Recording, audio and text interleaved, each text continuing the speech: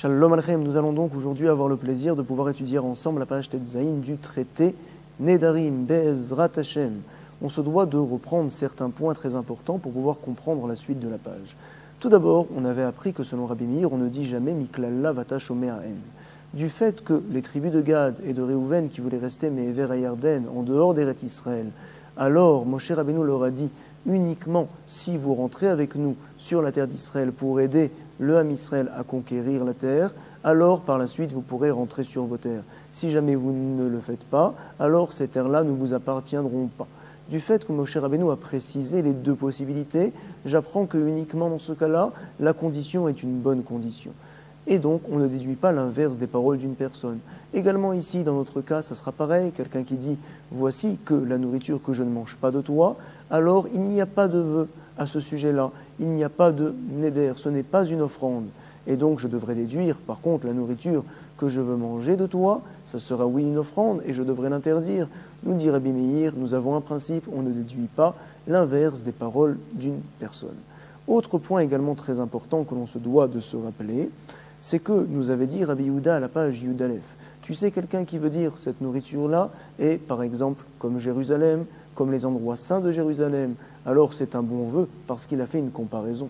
Si par contre il dit cette nourriture-là, Jérusalem, il n'y a pas de comparaison, on dit que ce n'est pas un vœu. Point également très important. On se doit également de se rappeler comme quoi Rabbi Abba nous avait expliqué des mots d'une Mishnah qui étaient durs à comprendre. Nous enseignait Rabbi Meir comme quoi quelqu'un qui dit les korban, lo ochel lecha, c'est considéré oui comme un vœu. À savoir, c'est vrai qu'on ne déduit pas l'inverse des paroles d'une personne selon Rabbi Meir, mais expliquer ces paroles d'une certaine manière, on peut oui le faire. Et donc là, en l'occurrence, on comprendra les korban, cette nourriture-là est un korban, pour moi est une offrande. Conséquence, je ne mangerai pas de ta nourriture. Et donc la nourriture est interdite. Nous, par contre, on a la permission de pouvoir désormais relire la Mishnah de la page Tetvav, 3 lignes avant la fin. Chez vous, chez Niyoshen, quelqu'un qui dit « je jure que je ne dormirai pas tel jour », alors dans ce cas-là, on considère que c'est un vrai serment, bien sûr. Chez vous, je jure que je ne parlerai pas, que je n'irai pas à tel endroit. Également, attention, c'est un serment à sourd. Nous enseigne la Mishnah. Korban lo ochel lecha, on voit par la suite que c'est permis, je peux manger de la nourriture de mon prochain. Pourquoi ? Une personne qui dit Korban lo ochel lecha, alors on peut comprendre finalement, puisqu'il n'a pas fait de liaison entre les deux paroles, il a dit donc offrande, il a dit également je ne mange pas, peut-être finalement qu'il ne veut pas faire un éder, il veut faire une jvoa, jurer. Et donc il jure finalement sur l'offrande. On apprend que ce n'est pas un bon serment. Pourquoi ? Lorsque l'on jure dans la Torah, il y a deux manières de le faire. Soit on dit clairement « je jure, je fais un serment » chez vous, alors ça marche. Soit on dit le nom d'Akadosh Baruch Hu, sur Hachem, je ne mangerai pas de telle chose. Par contre, si la personne a fait ni l'un ni l'autre, elle a dit en l'occurrence ici sur le korban, sur l'offrande, je ne mangerai pas, ce n'est pas considéré comme une jvoa. Donc forcément la personne pourra manger cette nourriture, il n'y a pas de problème. Deuxième possibilité également de comprendre les paroles de cette personne-là, lorsqu'elle dit korban lo ochel lecha, de dire finalement, bien qu'il n'a pas comparé, c'est considéré comme un vœu. À savoir, c'est une offrande, ce que je ne mange pas de toi. Et donc on apprend par là, comme quoi ce que je mange de toi, ce n'est pas une offrande, il n'y a aucun problème, la personne pourra manger de la nourriture de son prochain, il ne s'est rien interdit, quoi qu'il arrive. On apprendra par la suite de l'Agmara également, comme quoi uniquement lorsque la personne dit korban lo ochel lecha, c'est une négation, alors on dit que même si c'est un vœu, le vœu ne tient pas, korban lo ochel lecha, c'est une offrande, ce que je ne mange pas de toi. Par contre, on déduira que lorsque la personne dit korban ochel lecha, c'est un korban, ce que je mange, korban, ce que je mange de toi, alors là, ça sera oui un vœu et la personne n'aura pas le droit de manger la nourriture de son prochain. En tout cas, nous rapporte la Mishnah un autre cas. Ha-korban chez ochel lecha, quelqu'un qui dit ha-korban, c'est sûr que c'est un jvoa, c'est sûr que c'est un serment, à savoir sur le korban chez ochel lecha, que je mange de ta nourriture. Et on avait dit que ce n'est en aucun cas un serment lorsque l'on dit korban et qu'on ne dit pas le mot serment clairement et qu'on ne dit pas également le nom d'Akadosh Baruch Hu. C'est la raison pour laquelle la personne peut manger de sa nourriture. Lo korban, lo ochel lecha, mutar également nous rapporte la Mishnah. Ce n'est pas un korban, ce que je ne mange pas de toi. Peut-être voudras-tu déduire à l'inverse que c'est oui un korban ce que je mangerai de toi, on ne fait pas une telle chose. Et donc, permis, je peux tout manger de mon prochain. Nous demande la Gemara, comme qui va notre Mishnah apparemment? Forcément, comme Rabbi Meir et pas comme Rabbi Yehuda. Mani matnitin, comme qui va-t-elle? Rabbi Meir i, pourquoi? Dei Rabbi Yehuda, si c'était Rabbi Yehuda, alors quoi qu'il arrive, dans la Mishnah, on aurait dû m'enseigner, tu sais. Korban lo ochel lecha, c'est vrai que ce n'est pas un éder, même si je dis également korban ochel lecha, je ne mets pas de négation. Korban, je mange, bien sûr, puisque je n'ai pas fait de lien, alors ce n'est pas un vœu, quoi qu'il arrive, ça serait permis. Puisque la Mishnah nous a dit, tu sais, c'est permis que quand je dis apparemment korban lo ochel lecha en disant une négation, je comprends d'ici que quand je dis par contre korban ochel lecha, alors la nourriture m'est interdite. On voit que la Mishnah ne va pas comme l'opinion de Rabbi Yehuda. C'est ce que la Gemara nous dit en toutes lettres. Mani matnitin, Rabbi Meir i, pourquoi? Dei Rabbi Yehuda, si ça allait selon l'opinion de Rabbi Yehuda, lochané, il n'y a pas de différence que je dise korban, velochané, ha korban, ou bien que je dise ha korban, c'est sur le korban, quoi qu'il arrive, la nourriture devrait m'être permise. Et nous déduisons de la Mishnah que ce n'est pas le cas. Notre Mishnah va uniquement comme l'opinion de Rabbi Meir. Regarde la suite de la Mishnah, nous dit la Gemara. Ema Sefa, nous sommes à la 3e ligne. Nous dit la Gemara, Ema Sefa, regarde la suite de la Mishnah. La Gemara tenait que dans la Mishnah, il n'était pas marqué lo korban lo ochel lecha comme on l'a lu, mais il était marqué les korban lo ochel lecha. Et donc on avait dit dans la Mishnah que c'était permis, il n'y a pas de neder dans ce cas-là.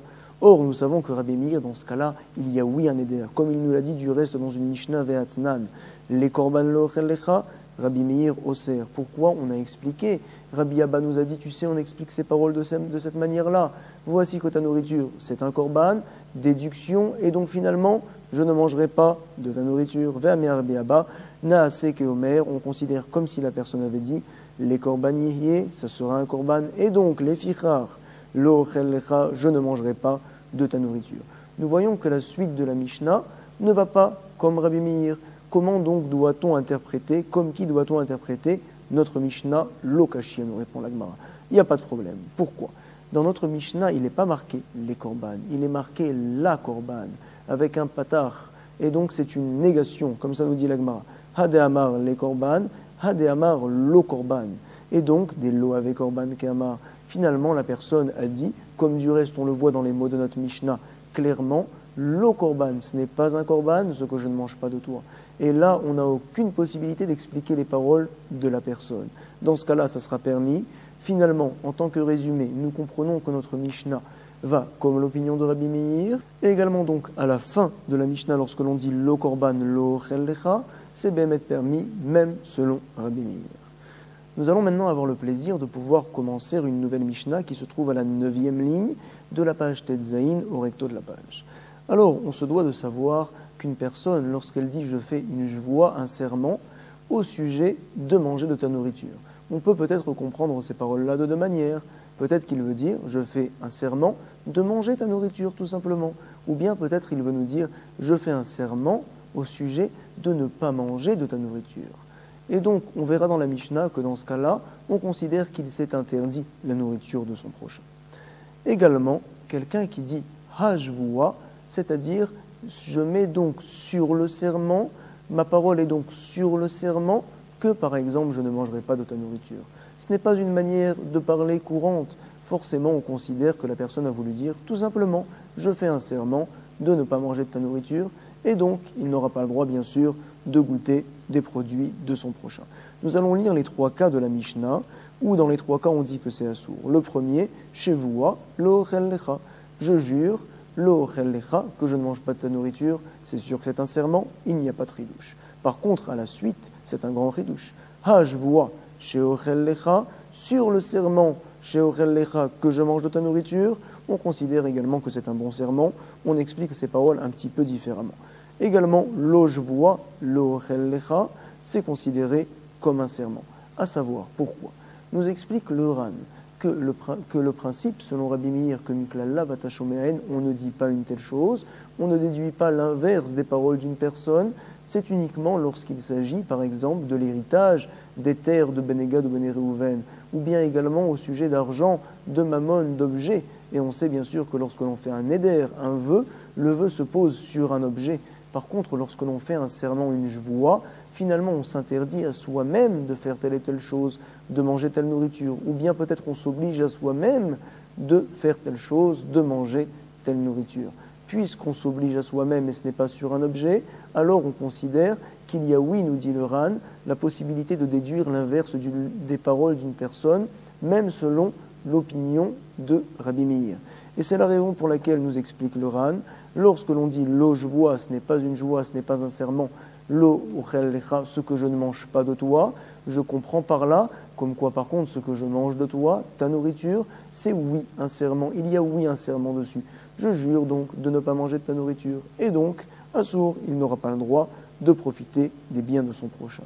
Autre raison, nous explique Tosfot, tu sais pourquoi on dit Miklalla vatashomea en dans la jvoua, c'est une khumra des Rabbanan. Les Chachamim ont voulu, au sujet du serment, que l'on soit plus dur et que l'on considère que ça soit un vrai serment dans ce cas-là, mis des Rabbanan en tout cas. Pourquoi la Torah nous a dit lo yinake, je n'effacerai pas la faute de la jvoua du serment, c'est une faute très grave. Et donc les Chachamim ont décidé d'être marmir. La Gemara va tout d'abord nous déduire Miklal de hajvoua sheochel lecha de lo achilna mashma. Puisque dans la Mishnah il est marqué hajvoua sheochel lecha. Et on avait dit dans ce cas-là, alors on ne peut pas manger la nourriture de son prochain. Je jure au sujet de manger de ta nourriture. Alors, c'est-à-dire, je jure de ne pas manger de ta nourriture. Et donc, il ne peut pas manger. C'est ce que nous dit la Gemara. Miklal, je déduis. Des hajvoua sheochel lecha. Lorsque la personne dit ces paroles-là, hajvoua sheochel lecha, il veut en fait nous dire des lo achilna mashma, qu'il ne veut pas manger de la nourriture de son ami. Nous allons apporter une objection. Urmineu. Il est marqué donc dans le traité Shavuot, Shavuot shtaim she'en arba. Il y a donc deux styles de serment, de Shavuot, que l'on divise finalement en quatre. À savoir, on peut des fois jurer sur le passé et jurer sur le futur. On nous dit She'ochel ve'she'leochel, je jure que je vais manger, je jure que je ne vais pas manger. Ou bien par contre, She'achalti, je jure que j'ai mangé, je jure que je n'ai pas mangé, ve'she'loachalti. Alors, nous déduisons de cette Mishnah-là, puisqu'il y a une différence entre les deux paroles « je jure que je mange » ou bien « je jure que je ne mange pas », on comprend tout à fait que lorsque la personne dit « shevoua, sheochel lecha » au sujet de manger de ta nourriture, alors, c'est-à-dire en fait qu'il s'est obligé de manger de la nourriture de son prochain. Nous voyons d'ici une kushia, un problème par rapport à ce qui nous a été enseigné dans la Mishnah. Quand la personne dit « je vois », encore une fois, je vois, je jure, au sujet de manger de ta nourriture, nous voyons dans la Mishnah que l'on comprend que finalement il a voulu s'interdire la nourriture de son prochain. On voit par contre dans le traité Shavuot que la personne a voulu s'obliger à manger de la nourriture de son prochain. Nous avons un problème, nous dit la Gemara. Je relis ça dans les mots en tout cas. Urmineu, nous avons une objection. Shavuot shtaim she'en arba. Nous avons deux Shavuot, deux serments qui sont finalement quatre, à savoir she'ochel ve'she'lochel, que je mange, que je ne mange pas. Également au passé, she'achalti ve'she'loachalti, que j'ai mangé, que je n'ai pas mangé. Et alors nous déduisons mideke amar she'lochel she'achalti ve'she'loachalti, puisqu'il est dit dans la Mishnah quatre cas différents. Alors miklal, je déduis she'ochel lecha de'achilna mashnama. Quand la personne dit « je jure au sujet de manger de ta nourriture », c'est-à-dire donc tout simplement « je jure, oui, de manger de ta nourriture ». Il s'oblige de manger de sa nourriture. Nous voyons que dans Shavuot, cette Mishnah-là va à l'encontre de notre Mishnah. C'est le problème de la Gemara. Sur ce va nous répondre la Gemara deux réponses. Celle de Abaye tout d'abord qui nous dit « tu sais, she'ochel shte leshonot mashma ». Ça dépend du contexte. Si jamais des gens venaient voir une telle personne et lui disaient « on veut que tu manges, on veut que tu manges » Ayume sanvimbole, chol, ve'amar, achilna, achilna. Quelle est sa réaction? Il a dit « je vais manger, ve'tu » et il a rajouté « shevoua, sheochel » je jure au sujet de manger. Puisque, au départ, il a confirmé qu'il allait manger. Donc forcément, nous comprenons la suite de ses paroles lorsqu'il a dit « je jure au sujet de manger », c'est-à-dire « de'achilna mashma ». Il jure en fait de manger la nourriture. Ne vous inquiétez pas, je mangerai de ta nourriture. Par contre, si jamais sa réaction était autre, avalamar lo achilna, la personne a dit non, je ne mangerai pas, et par la suite il a rajouté vetu amar, je jure au sujet de manger de ta nourriture, sheochel, Alors là, on déduit, je jure en fait des lo achilna, que je ne mangerai pas de ta nourriture. Quand il a dit je jure au sujet de manger, c'est-à-dire je jure que je ne mangerai pas, comme je t'avais confirmé ça au départ, Kéhamar. Et donc également, voici selon Abaye la manière de comprendre les deux Mishnayot qui vont à l'encontre l'une de l'autre, à savoir dans notre traité, quand la personne dit je jure au sujet de manger de ta nourriture, c'est-à-dire tout simplement, comme ça on comprend, je jure de ne pas manger de ta nourriture. Parce qu'on parle dans un cas où la personne avait fait comprendre qu'il ne voulait pas manger. Par contre, la Mishnah dans Shavuot, où la personne dit je jure au sujet de ta nourriture, c'est donc en fait une personne qui voulait manger. Il l'avait dit au départ et on comprend en fait qu'il a juré de manger. Comme ça nous répond Abaye. Nous allons voir tout de suite que Rav Ashi n'est pas d'accord avec l'opinion d'Abaye. Il va penser lui différemment. C'est au début de la ligne qui se trouve au milieu de la page Tetzaïn au recto. Il vient nous dire, tu sais, Rav Ashi Amar, chez Ochel Dejvoa, chez Iochel Keamar. Dans la Mishnah, nous devons de comprendre que la personne a dit au départ chez Iochel. Et donc c'est une négation Iochel. Mais donc c'est un mot qui, en général, peut être ressorti sans faire attention. Et la personne est venue par la suite, il a dit non, je n'ai pas voulu dire chez Iochel. Au contraire, j'ai voulu dire chez Ochel. Et c'est donc, on va dire, ma langue qui m'a joué un vilain défaut. J'ai dit de mauvais mots. Alors, vient nous enseigner la Mishnah. Dans ce cas-là, on retient les paroles qu'il a sorties. On ne fait pas attention à ce qu'il vient nous dire par la suite. On considère qu'il a juré qu'il ne mangerait pas. Et donc, il se devra de ne pas manger de la nourriture de son prochain. Comme ça, nous dit la Gemara. Rav Ashi Amar chez Ochel, Deshevoa, chez Iochel Keamar. Nous dit la Gemara, c'est évident une telle chose, Inken Pshita. La Mishnah doit nous enseigner quelque chose de nouveau. Maïle Memra va nous répondre la Gemara Maoudetema. Non, qu'est-ce que j'aurais pu croire que l'on allait faire attention à ce qu'il vient nous dire lorsqu'il a dit qu'il a mal prononcé sa phrase Mikam Lishna hi deit kalme. Et on nous apprend justement, Kamash Malan, que ce n'est pas le cas. Donc encore une fois, nous avons une Mishnah où il est enseigné je vois chez Ochel, je jure au sujet de manger de ta nourriture. Dans ce cas-là, on voit que finalement on ne peut pas manger de la nourriture de son prochain. Pourquoi, nous dit Abaye, nous parlons d'un contexte particulier où la personne nous avait fait comprendre au départ qu'il n'était pas intéressé à manger de la nourriture de son prochain. Et donc, lorsqu'il a dit « je jure au sujet de manger de ta nourriture », il a voulu nous faire comprendre « je jure que je ne mangerai pas de ta nourriture ». Rav Ashi n'est pas d'accord. Rav Ashi va nous dire « tu sais ». Toujours lorsqu'une personne dit « je jure que chez Ochel, que au sujet de manger de ta nourriture », alors vadaï qu'il se doit au contraire de manger de sa nourriture. Ici, nous parlons d'un cas particulier où la personne a dit en fait « je vois, je jure chez Iochel ». C'est une petite négation et donc il vient, il nous dit « non, en fait, je n'ai pas fait attention à mes mots, je voulais dire, je jure que je mange au contraire ». Et donc la Mishnah vient nous apprendre « non, on ne fait pas attention à ce qu'il vient nous dire par la suite, on considère les mots qu'il a dit clairement au moment du serment et donc il n'a pas le droit de manger de la nourriture de son prochain ». Nous relisons ça dans les mots. Rav Ashi Amar, chez Ochel Dejvoa, chez Iochel Keamar. En fait, c'est ce qu'il a voulu dire Iochel, avec une négation. Nous avait dit la Gemara Inken Pshita, si c'est ainsi, alors c'est évident. Maïle Memra, qu'est-ce que ça vient nous apprendre? Maoudetema, non. Qu'est-ce que j'aurais pu penser? Mikam Lishna Ideit Kil, finalement, il a mal dit ses paroles, et on devrait le croire, Kamash Malan, on vient nous apprendre que non. Maintenant, la Gemara va s'attarder au fait de savoir pourquoi Abaye n'a pas voulu donner la réponse de Rav Ashi, pourquoi également Rav Ashi n'a pas voulu donner celle d'Abaye. Abaye lo amar ta'am ke Rav Ashi. Pourquoi? Dès l'octané chez Iochel, tout simplement, dans la Mishnah, il n'est pas marqué chez Iochel, il est marqué chez Ochel, et donc ça ne rentre pas. Rav Ashi n'a dé min ta'am de Abaye. Il s'est détourné de l'explication de Abaye de la Mishnah. Pour quelle raison? Qu'est-ce que ça va? Parce qu'il pense Shelo Ochel Nami Mashma Shtene Shonot. Et la Gemara va nous dire, tu sais également Rav Ashi ne voulait pas expliquer comme Abaye notre Mishnah. Pourquoi? Quelle est la raison pour laquelle dans la Mishnah on nous dit je jure au sujet de manger de ta nourriture? Tu sais, des fois ça peut être une négation. Comprends Rav Ashi, même des fois où lorsque je dis je jure au sujet de ne pas manger de ta nourriture, cette parole-là peut être comprise de deux manières différentes. À savoir, par exemple, nous dit la Gemara, Hayou mesarvimbo, le'echol, des gens venaient lui dire on veut que tu manges, et lui il a répondu Ve'amar, lo achilna, Il s'est exclamé, il a dit quoi? Je ne vais pas manger, quoi? Je ne vais pas manger. On comprend de ces paroles que la personne veut manger. Par la suite, il rajoute Ve'amar nami, Shevoa, je jure, alors qu'il jure, Ben Sheochel, qu'il jure de manger au sujet de manger, ou bien qu'il jure au sujet de ne pas manger, Ben Shelochel, quoi qu'il arrive, nous comprenons qu'il a voulu confirmer les paroles qu'il avait dit au départ, Hadin Achilna Mashma. Il a voulu dire je vais manger.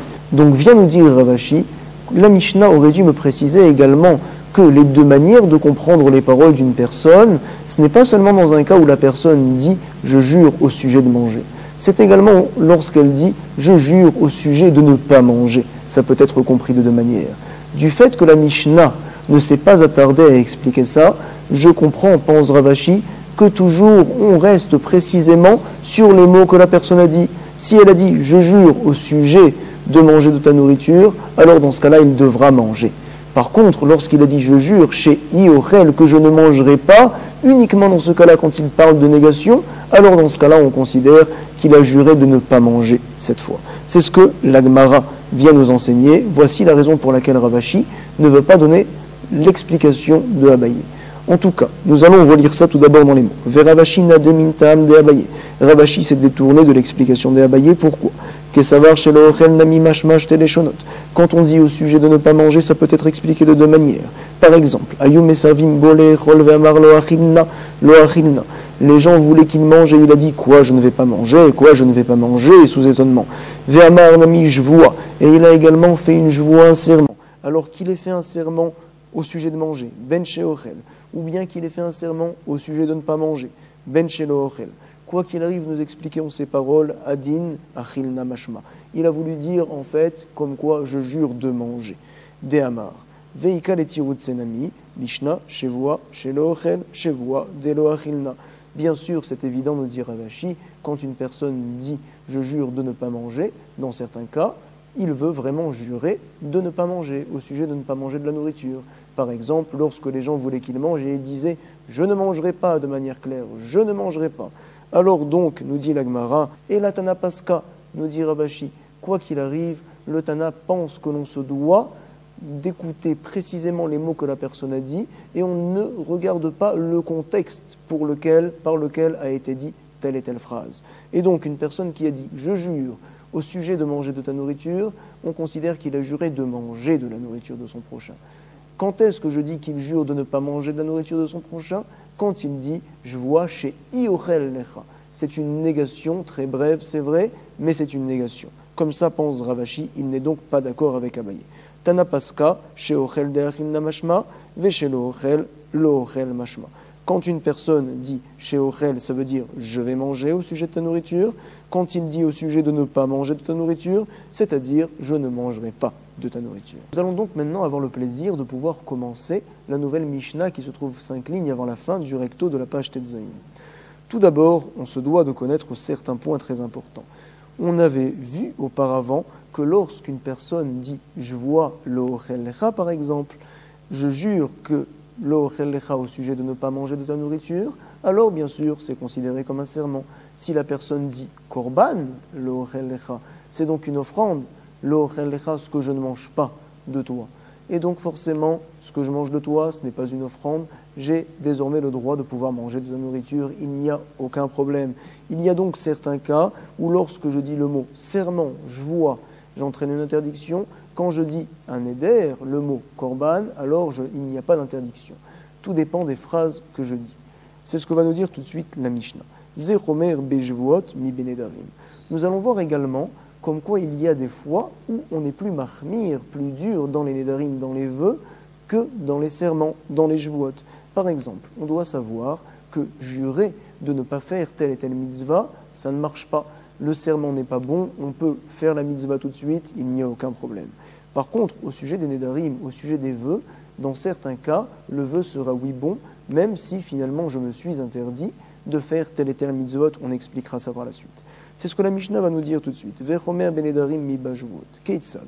Comment, dans quel cas, y a-t-il un chomer, quelque chose de plus important au sujet des vœux que au sujet des jvuot? Par exemple, Amar Konam, Souka, Shani, Ose. Je considère comme un korban, comme une offrande, la souka que je fais. alors dans ce cas-là, il n'aura pas le droit de rentrer dans sa souka. Par exemple, également, lorsqu'il a dit Lulav chez Aninotel, c'est comme une offrande, le Lulav que je vais prendre pour Sukkot, également les tfilines que je veux mettre, tfilines chez Animaniar. Alors on dit au sujet des vœux, j'ai entraîné une interdiction, la personne ne pourra pas faire telle mitzvah. Au sujet des serments, comme on l'a précisé, Mutar, chez Anishbaim, la avoir à la mitzvah. On ne peut en aucun cas jurer de ne pas faire des mitzvot. Comme ça, nous avons vu dans la Mishnah pour l'instant, et la Gemara va nous dire tout de suite. Chomer miklal des neder. Lorsque l'on dit chomer en général, c'est-à-dire qu'il y a un point pour lequel la voix est plus forte que le neder, que le serment. Je comprends, j'apprends d'ici que dans ces cas-là, le serment est oui un bon serment, mais cependant moins fort que Midé Rabanan par exemple, pas Minatora. Le problème que la Gemara va avoir, c'est que dans les cas que l'on avait cités plus haut, où on voyait que le serment était plus fort que le neder, par exemple, je vois l'ochel lecha, et on disait neder l'ochel lecha, korban l'ochel lecha, dans ce cas-là, ce n'est pas du tout un neder, ce n'est en aucun cas un vœu. Et donc, comment la Mishnah me fait comprendre maintenant que c'est oui un vœu midé rabanan? Ça ne marche pas. Chomer miklal de nederu vea, et pourtant, c'est un lagmara mutar ketané. Dans la Mishnah, il est enseigné mutar, c'est permis. Lorsque l'on dit neder lo ochel lecha, forcément nous devons de comprendre le début de la Mishnah. Lorsqu'on a voulu faire savoir certains cas où la jvoa c'est plus chamour que le neder, on parle d'autre chose. Asefa de Hidar Baba. On parle de la fin de l'autre porte, entre guillemets, de l'autre partie, les autres Mishnayot que l'on a vues auparavant. À savoir, on sait très bien que lorsqu'une personne dit « je jure de faire telle et telle chose, de ne pas faire telle et telle chose », c'est considéré comme un serment. Si par contre la personne dit « c'est un korban », le fait d'aller à tel endroit, le fait de ne pas parler, de ne pas dormir par exemple, on avait dit que ce n'est pas un neder, ce n'est pas considéré comme interdit. Pourquoi ? Parce que le neder, on a dit, c'est donc poser un issour, une interdiction, sur un objet, sur quelque chose de palpable. Or, une chose qui n'est pas palpable, ce n'est pas considéré comme un neder. Et donc, nous dit la Gemara à Seifa. Tu dois savoir finalement que les paroles de la Mishnah se rapportent à Seifa, d'Eidar Baba, sur la fin de l'autre série de Mishnayot que l'on avait vu auparavant, comme par exemple lorsqu'une personne dit « Chez vous, Hachani Yoshen, je jure de ne pas dormir, je jure de ne pas parler, je jure de ne pas aller à tel endroit par exemple. » On avait dit à Sour « Attention, il n'a pas le droit d'aller à tel endroit. » Le serment est oui, un bon serment. Et donc, Zechomer Bejvuot, Mi Banedarim. À ce sujet-là, on t'avait dit que la jvoa, le serment est plus fort. Pourquoi ? Car c'est un serment Minatora. Par contre, au sujet du neder, le vœu, on considère que ce n'est pas un vœu Minatora uniquement.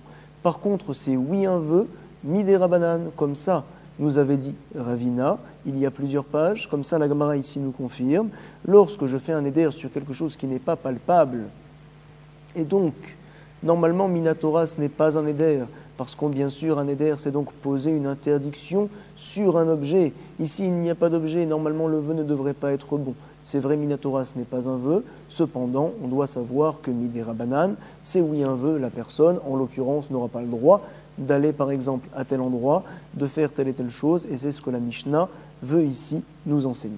Nous sommes aux 2 points à la 5e ligne de la page Tetzaïn au verso de la page. Nous allons maintenant voir d'où c'est qu'on apprend une telle chose, d'où c'est que l'on voit que lorsque l'on jure sur les mitzvot, alors ça ne marche pas. Quelqu'un qui jure de ne pas faire tel et tel mitzvot, ce n'est en aucun cas considéré comme un serment, il pourra sans problème réaliser la mitzvah. C'est ce que la Gemara va se demander tout de suite. Nous allons tout d'abord voir Rav Kahana Matne. Rav Kahana nous enseigne un enseignement de Rav Gidel au nom de Rav, et Rav Tivyomi nous dit comme quoi l'enseignement de Rav Gidel a été rapporté au nom de Shmuel, non pas au nom de Rav. En tout cas, voici l'enseignement. D'où sait-on, Minaïn, Shen, Nishbaim, Lavor, à la mitzvot, que l'on ne peut pas jurer de ne pas faire des mitzvot. C'est-à-dire, même si on a juré, alors on peut réaliser les mitzvot, il n'y a aucun problème. La jvoa n'est pas considérée comme une bonne jvoa. On apprend ça d'un pasouk dans Bamidbar, Talmud Lomar. Lo yachel devaru. Il ne transgressera pas sa parole. Et donc on déduit du fait qu'il est marqué sa parole, Devaro, lo yachel, aval, mechel ou les cheftzé shamayim. Qu'est-ce qu'il ne transgressera pas? C'est sa parole qu'il ne transgressera pas. Par contre, les cheftzé shamayim, les mitzvot, entre guillemets, il transgressera.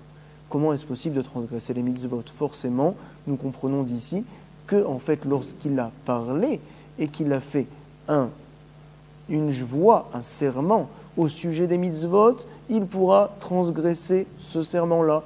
On apprend d'ici un principe, qu'un serment sur les mitzvot n'est pas un serment, ce n'est pas une parole, il peut faire les mitzvot sans problème. Je relis ça dans les mots. Talmud Lomar, nous avons donc vu le pasouk. Nous sommes à la 8e ligne du verso de la page Tetzaïn. Lo yachel devaro. Et donc je déduis d'ici, devaro, ces paroles uniquement, lo yachel, il n'a pas le droit de les transgresser. Par contre, aval mechel ou les cheftzei shamaim, il peut oui transgresser les cheftzei shamaim, les mitzvot, on va dire, c'est-à-dire les paroles qu'il a dit au sujet des mitzvot, de ne pas faire tel et tel mitzvot, il a juré à ce sujet-là, alors ce n'est pas un bon serment. Va nous dire la Gemara, mais attends, ce pasouk-là où il est rapporté lo yachel devaro, c'est vrai qu'on parle là-bas des serments, mais on y parle également de nedarim, de vœux. Donc on devrait dire le même principe au sujet des vœux, comme ça va nous dire la Gemara. Maïshna, quelle est la différence neder? Dirtiv, il est marqué également au sujet des neder, des vœux. Ish qui idor neder lachem, lorsqu'une personne fera un neder pour Akadosh Baruch Hu, il ne transgressera pas sa parole, lo yachel devaro. Et donc il est marqué bien sûr également au sujet de la jvoa, du serment, le même principe. Jvoa nami, haktiv ho ishava shevoa, Lachem, lo, yachel, devaro.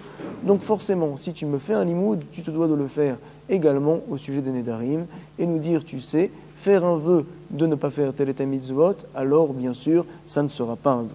Pourquoi donc nous revenons à dire, la Mishnah nous enseigne que faire un vœu sur la souka par exemple, c'est oui un vœu et donc je n'aurai pas le droit de rentrer dans la souka. Amar Abaye, Hade Amar Anat souka alai, Hade Amar je vois, chez l'eau et né Minasuka.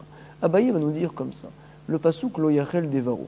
Et donc ce que l'on déduit de ce pasouk-là, les chachamim comprennent que ça se rapporte à la jvoa, au serment et non pas au neder. Pourquoi? Parce qu'en fait, lorsque je fais un serment de ne pas faire telle et telle mitzvah, je vais directement à l'encontre de ce que Hachem m'ordonne.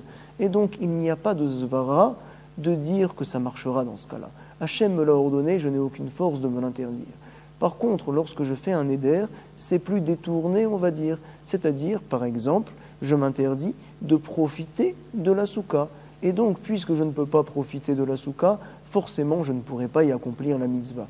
Mais en tout cas, je ne suis pas allé directement à l'encontre de ce que Hachem m'a ordonné.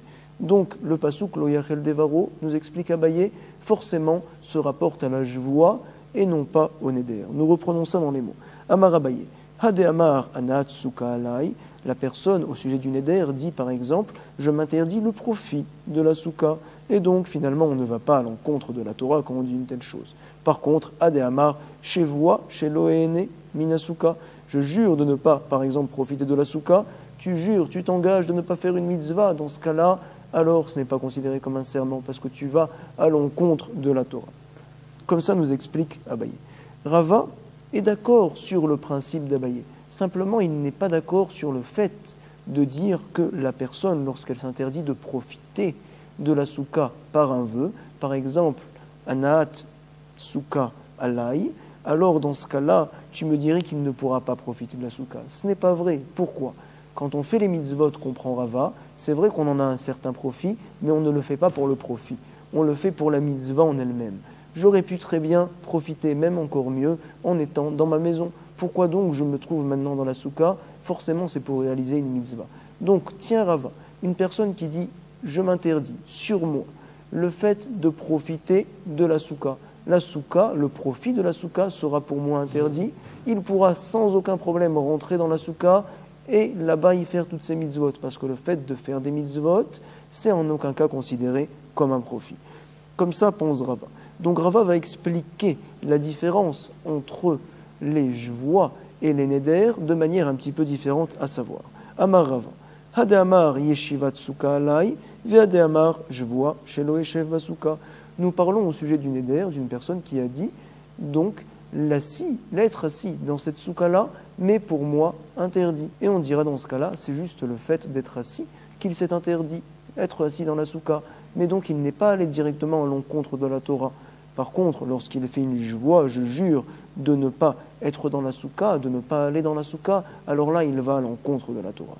Et donc, c'est la raison pour laquelle nous comprenons les chachamim comme quoi lo yachel de lavaro, ce pasouk-là, se rapporte à la jvoa et non pas au neder. Voici ce que nous dit Rava. Amar Rava. Hade Amar yeshiva tsuka alai, ve'ade Amar jvoa shelo eshev basuka. La Gemara va maintenant s'étonner. Tu me dis finalement qu'on apprend de l'Oyachel Devaro le fait que jurer de ne pas faire une mitzvah, ce n'est pas un serment. Finalement, on l'apprend d'ailleurs, nous dit la Gemara, Veshen nishbaim lavor la mitzvot. Mais à Hanaf Kale, quoi, on apprend d'ici le fait que ce n'est pas un serment, mais à Tam Nafkale, on l'apprend, on le déduit d'ailleurs, à savoir d'Etania. Il est enseigné dans une braïta. Yachol nishba levatel et mitzvah. Je pourrais croire, tu sais, qu'une personne qui jure de ne pas faire une mitzvah, alors velobitel, yachol yechayav. Si jamais, donc par la suite, il a fait la mitzvah, peut-être qu'il a enfreint son serment, comme ça peut-être pourrais-je croire. Talmud Lomar, on nous apprend dans un pasouk, Léhara ou Léhétiv. Il y a deux manières de jurer. Soit je jure de ne pas faire telle chose, Léhara, ou bien je jure de faire la chose au contraire, Léhétiv. Et on apprend longuement dans le traité Jvuot, comme quoi ce pasouk-là parle particulièrement de Davar Reshut, des choses que l'on peut faire ou qu'on ne peut pas faire, contrairement aux mitzvot que l'on est obligé de réaliser, contrairement aux interdictions de la Torah qu'on est obligé de ne pas enfreindre. Et donc on voit de là-bas clairement, comme ça nous rapportons de la Braïta, comme quoi jurer sur les mitzvot, ça ne marche pas. C'est la question de la Gemara. Pourquoi a-t-on besoin du pasouk Lo Yachel Devaru? Je relis ça dans les mots. Nous dit la Gemara, Me'acha nafka, Me'atam nafka. On apprend ce principe-là. D'ailleurs, d'Etania, on a vu une braïta, Yachol nishba levatel et mitzvah. Je pourrais croire qu'une personne qui jure de ne pas faire une mitzvot, et finalement il l'a fait, la mitzvah velobitel, Yachol yehechayav, peut-être donc qu'il a enfreint son serment, et on nous apprend du pasouk, Léhara o Léhétiv, à savoir, Ma'atava reshut, Af ara reshut. Dans les deux cas, nous parlons de quelque chose qui est reshut, que l'on peut faire ou qu'on ne peut pas faire, ça vient nous exclure, et il y a de ça.